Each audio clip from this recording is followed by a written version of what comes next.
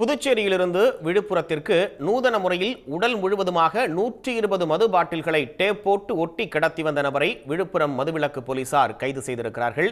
இது பற்றிய கூடுதல் விவரங்களோடு செய்தியாளர் சிவச்சந்திரன் இணைப்பில் இருக்கீங்க. கைது செய்யப்பட்டவர் யார், விவரம் என்ன? அதாவது தமிழக அரசு மற்றும் காவல்துறை அந்த மது கடத்தவர்கள் கள்ளச்சாராய விற்பவர்களை கண்டுபிடித்து நடவடிக்கை எடுத்து வருகிறது. அதில் ஒரு பகுதியாகத்தான் நாம் அந்த பகுதியை அந்த மதுப்பாட்டில் கடத்தி வந்தவர் வந்து தற்போது பிடித்திருக்காங்க. அதாவது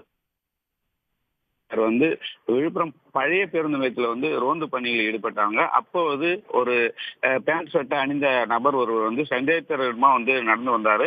அவரை பிடித்து போலீசார் விசாரணை செய்ததில் அவர் ஏற்கனவே சாராய வழக்கில் இருக்கிறாரு. அதனால் அவர் மீது சந்தேகம் ஏற்பட்டு அவரை காவல் நிலையத்திற்கு அழைத்து சென்று விசாரணை செய்ததில் அவர் உடம்பு முழுவதும், அதாவது அவர் விழுப்புரம் டிஆர்பி தெருவை சேர்ந்த நாகமணி என்பதும் அவர் தெரிய வந்தது. அதனைத் தொடர்ந்தான் அவர் ஆடையை அழித்து அவரை சோதனை செய்வதுடன் அவர் உடல் முழுவதும் பார்த்தீங்கன்னா 120 குவார்டர் மதுபாட்டில தனது தோள்பட்டை, இடுப்பு போன்ற பகுதிகளில் உடம்பு முழுவதும் கை கால் பகுதிகளில் டேப் போட்டு ஒட்டி அவர் புதுவையிலிருந்து கடத்தி வந்ததும் விசாரணையில் தெரிய வந்தது. மேலும் பார்த்தீங்கன்னா இவர் புதுவையிலிருந்து விழுப்புரம் பகுதி